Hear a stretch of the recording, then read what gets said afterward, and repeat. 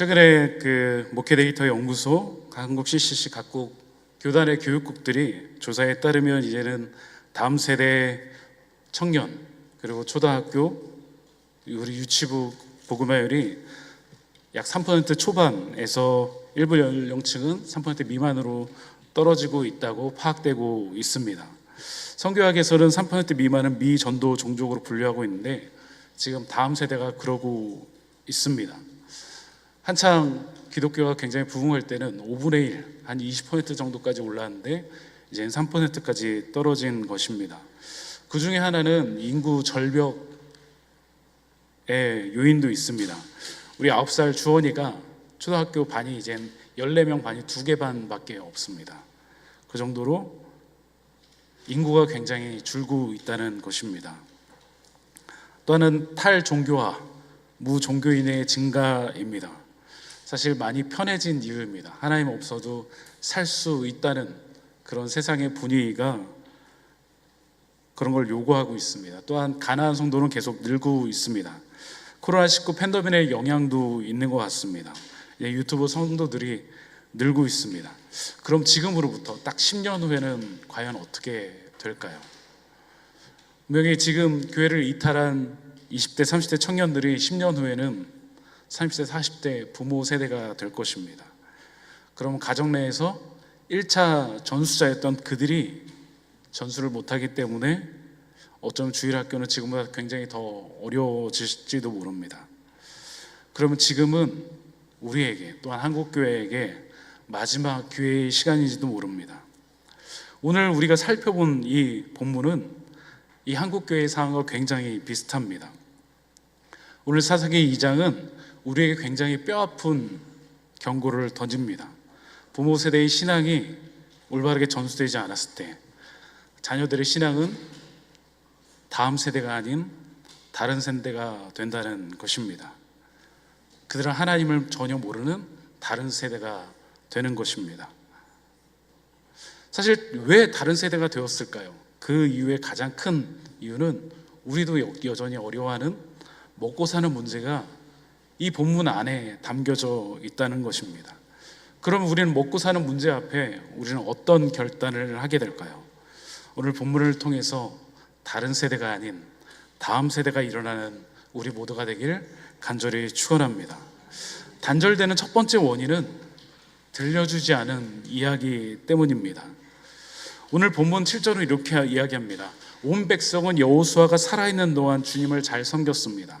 그들은 여호수아가 죽은 주에도 주님께서 이스라엘에게 베푸신 큰 일을 눈으로 본 장로들은 주님을 잘 섬겼습니다. 즉 출애굽 1세대들은 출애굽할 때 함께 걸었던 모세와 함께 걸었던 세대입니다. 그들은 10가지 재앙을 보았습니다. 홍해가 갈라지는 것도 보고 홍해를 걸었던 세대입니다. 광야 40년 동안 매일같이 만나 메추라기를 먹고 하나님의 은혜를 경험한 세대입니다. 이들은 하나님에 관하여 알았고 또 하나님께서 자신들에게 주셨던 그 은혜들을 누렸던 세대입니다. 이제 출애굽 2세대가 나타납니다. 여호수아와 함께 전쟁을 치룬 세대입니다. 그들은 요단강이 멈추는 것을 보았습니다. 여리고가 그 큰 성이었던 여리고가 하나의 방법으로 무너지는 것도 보았습니다. 하나님께서 전쟁 가운데 먼저 싸우신다는 것을 경험한 세대였습니다. 이들의 인생 가운데 하나님이 계셨습니다. 하나님 빼고는 말할 수 없는 그들의 삶의 여정이었습니다. 여러분, 우리는 과연 어떤가요? 우리의 인생은 어떤가요? 우리가 이 시간 교회 오기까지 정말로 수많은 하나님의 은혜가 있었습니다. 수많은 어려움과 고통과 고난 가운데, 고민 가운데 하나님께서 이곳까지 인도해 주셨습니다. 제 인생을 하나님께서 인도해 주시지 않으셨다면 저는 이 시간까지 살아있지 못했을 것입니다. 맞습니다. 우리가 지금 예배드리는 것 자체가 하나님의 은혜입니다. 그런데 바로 10절에 하나님을 알지 못하는 다른 세대가 등장합니다. 그 세대의 사람도 다 조상에게로 돌아갔고 그 위에 일어난 다른 세대는 여호와를 알지 못하며 여호와께서 이스라엘을 위해 행하신 일도 알지 못하였더라. 하나는 여호와를 알지 못한 것이고 다른 하나는 여호와께서 이스라엘을 위해서 행하신 일을 알지 못한 것입니다. 먼저 그 세대는 하나님에 대해서 알지 못하였습니다. 이것은 객관적인 지식의 영역입니다. 즉 모세오경을 배우지 않았다는 것입니다. 율법도 배우지 못했고 율법과 성경 안에서 여호와 하나님에 대해서 지식을 전수받지 못하였다는 것입니다. 즉 부모로부터 어떤 전수도 받지 못하였다는 것입니다. 다음 세대가 되어야 될 그들이 다른 세대가 된 가장 큰 이유는 신앙의 뼈대인 하나님과 하나님의 행하신 일에 대해서 알지 못하였습니다. 율법에 대해서 전혀 배우지 못하였습니다. 왜냐하면 부모님들이 가르쳐주지 못했기 때문입니다. 물론 그럴 수 있습니다. 광야 40년 동안 매일매일 뜨거운 태양과 추운 밤 추위와 견뎌야 했고 매일매일 여정을 걸어야 했기 때문입니다. 그들은 하나님께서 그 민족 가운데 행하신 역사를 배우지 못하였습니다. 들려주는 이가 없었다는 것입니다. 부모들은 하나님에 대해서 이야기하는 것을 별로 중요시하지 않았습니다. 자녀들에게 더 필요한 이야기가 있었다고 생각했는지도 모릅니다. 여러분, 우리는 어떤가요? 우리가 자녀들에게 제일 많이 하는 이야기는 과연 뭔가요? 아면 저희 집, 그리고 아마 대부분의 집이 이럴 것 같습니다. 안 돼, 하지마, 그만. 그 얘기를 제일 많이 듣지 않았을까라는 생각을 해봅니다. 그렇게 얘기하면 5살 된 정원이가 이렇게 말합니다. 싫어, 안 해, 으앙. 하나님은 우리의 삶 가운데 끊임없이 터치를 하시는데, 그리고 이끌어 가시는데, 막상 우리는 우리의 인생의 드라마를 찍고 계신 그 하나님보다 다른 것을 더 중요하게 생각합니다. 우리의 방법, 우리의 경험, 우리의 자존심, 우리의 생각들 말입니다. 여러분, 이스라엘이 가장 중요하게 생각했던 문제는 과연 무엇일까요? 우리와 똑같습니다. 바로 먹고 사는 문제입니다. 단절 두 번째는 바로 이 먹고 사는 문제 앞에서 타협했다는 것입니다. 왜 이스라엘 신앙 전수에 실패했을까요? 본문만 보면 그 내용을 알 수 없습니다. 그렇다면 왜 이스라엘의 자녀들은 다른 세대들은 하나님을 잊어버리고 가나안의 신들을 섬기게 되었을까요? 그 이유는 바로 먹고 사는 문제에 있었습니다. 광야 생활을 끝내고 가나안 정착한 이스라엘 백성의 가장 중요한 과제는 무엇일까요? 먹고 사는 겁니다. 즉 농사를 짓는 것입니다. 이스라엘 백성의 주 업무는 뭐였죠? 주 직업은 목축이었습니다. 애굽에서 고센 땅에서도 목축을 하며 살아왔고요. 아브라함, 이삭, 야곱도 목축을 하면서 살아왔습니다. 광야 40년 동안 광야를 지나면서 작물을 기를 수가 없었습니다. 그러면 그들은 여전히 목축을 하면서 살았던 환경에 살아왔습니다. 근데 이들이 가나안 땅에 정착하면서 이제 농사를 지어야 될 시기가 찾아왔습니다. 농사를 한 번도 배운 적이 없었던 이스라엘 백성이 그럼 누구를 찾아갔을까요? 가나안 백성들을 찾아갔습니다. 그들에게 농사를 배우기 위한 농력이 필요했던 것입니다. 그런데 가나안 백성들은 이 농사를 잘 지으려면 비와 폭풍을 주관하는 바알신과 풍요를 상징하는 아스타롯 여신을 섬겨야 된다고 계속 강요를 합니다. 이스라엘 부모 세대는 어땠을까요? 마음으로는 하나님을 섬기고 싶은데 당장 내 손에 주어지는 경제적인 이익, 풍요를 위해서 세상의 방법과 조금씩 타협하기 시작했습니다. 쉽게 말하면 그들은 먹고 살기 위해서 세상에 절을 하기 시작했습니다.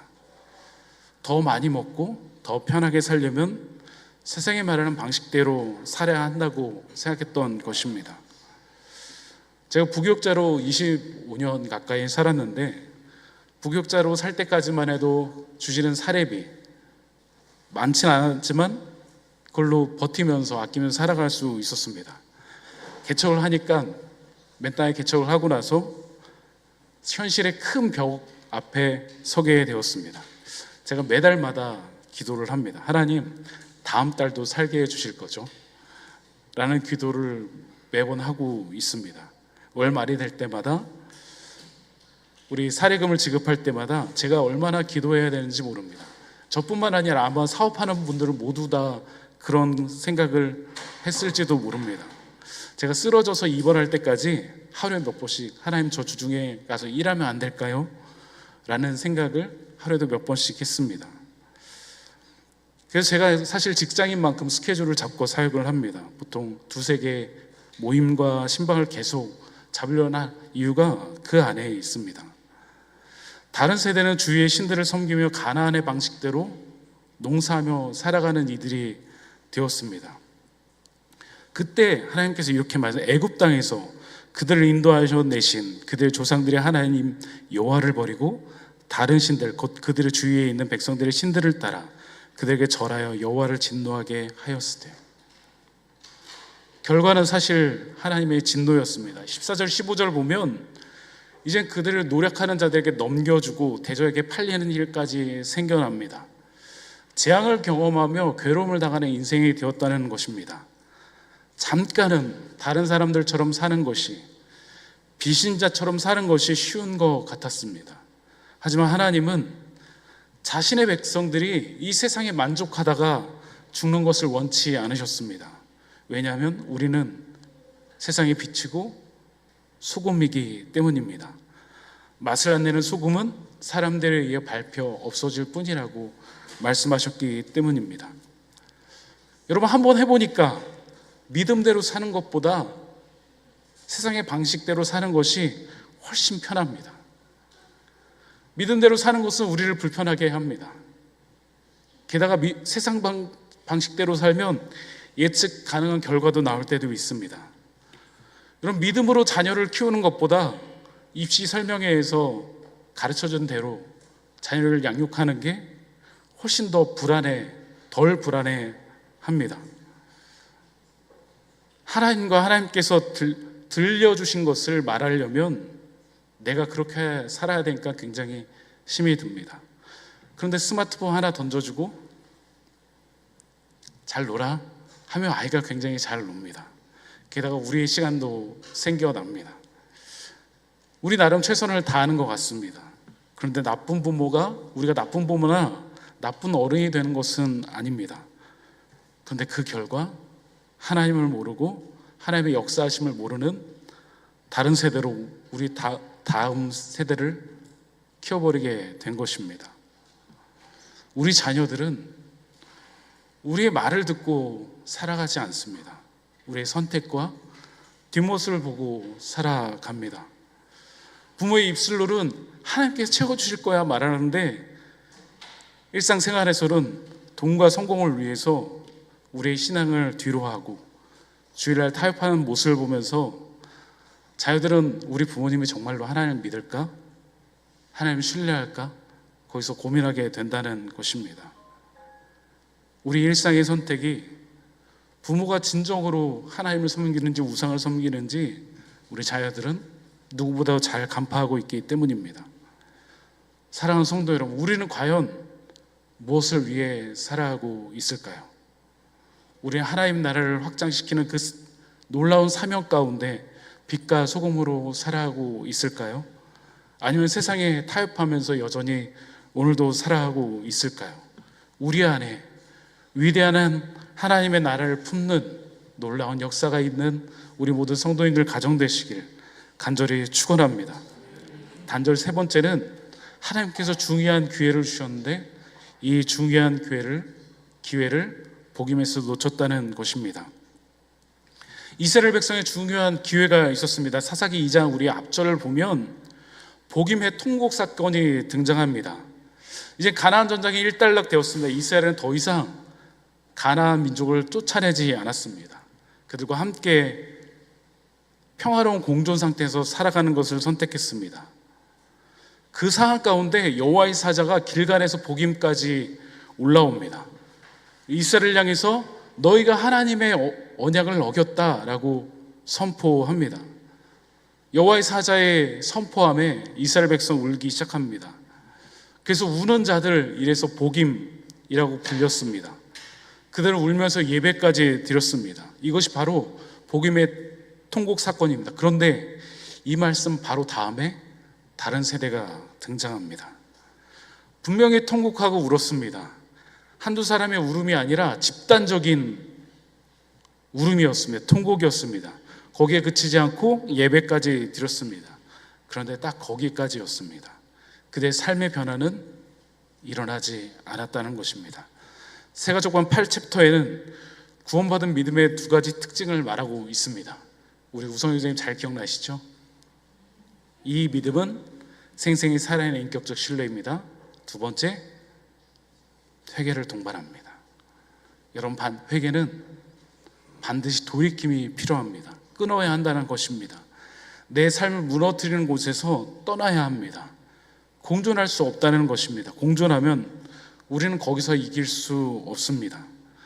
이스라엘은 여전히 가나안 신들을 섬기며 그들과 연결된 달력을 사용하며 살아갔다는 것입니다. 하나님과 동시에 바알을 섬겼다는 것입니다. 이것은 그들만의 이야기가 아닙니다. 우리 자녀들을 위해 우리가 기도하기 시작하면 우리도 회개의 눈물이 터져 나옵니다. 눈물이 나옵니다. 결단도 합니다. 그런데 딱 멈추는 시간이 다가옵니다. 언제일까요? 입시와 시험 앞에서입니다. 왜 그럴까요? 사실 대학교는 기독교보다 더 강한 종교입니다.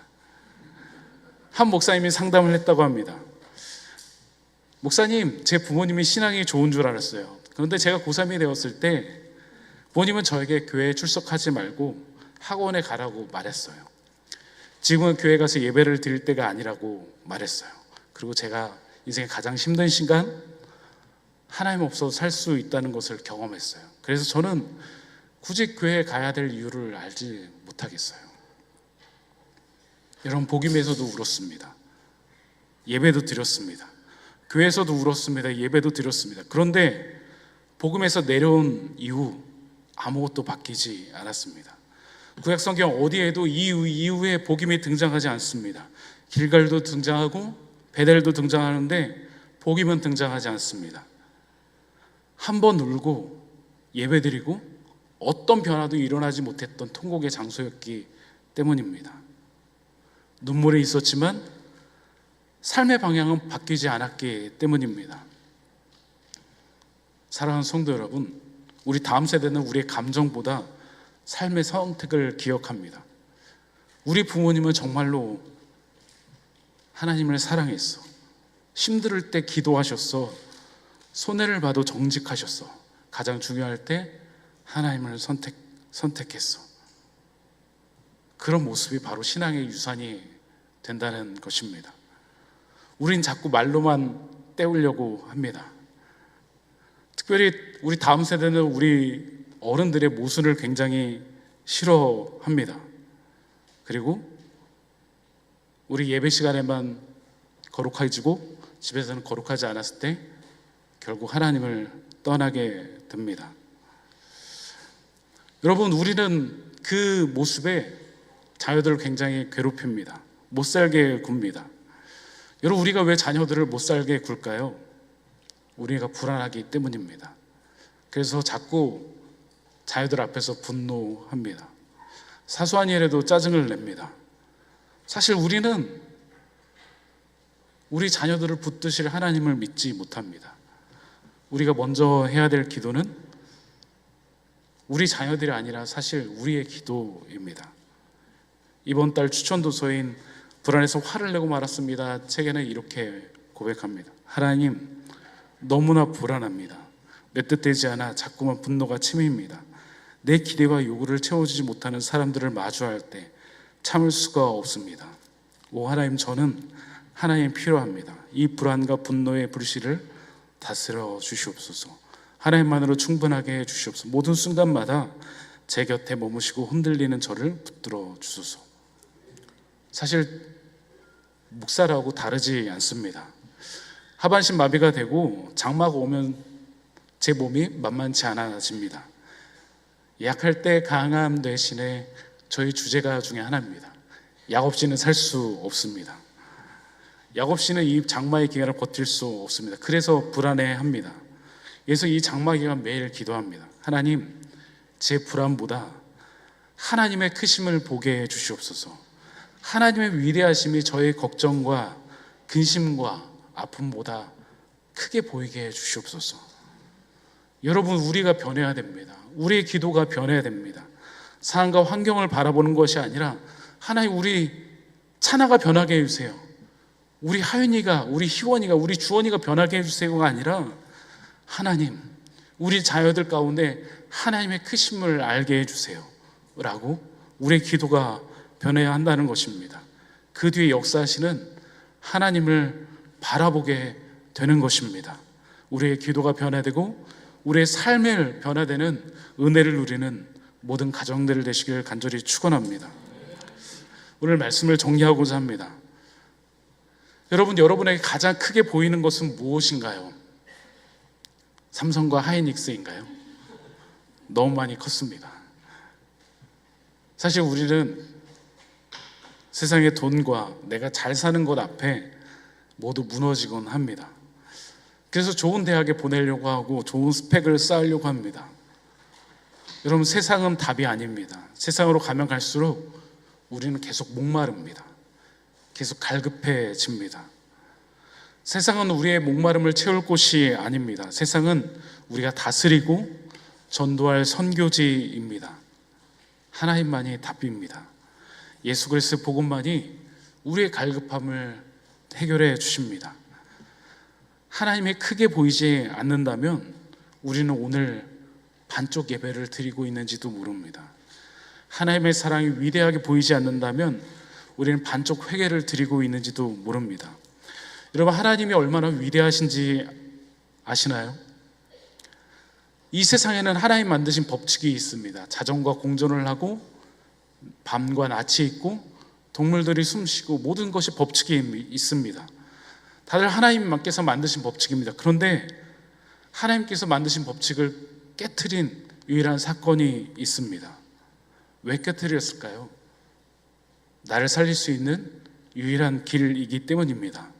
나를 살리시고자 하나님이신 그분께서 아들 예수 그리스도로 오셔서 이 땅에 오셔서 모든 고통과 아픔을 짊어지시고 나의 모든 죄를 지시고 십자가에 달리셨습니다.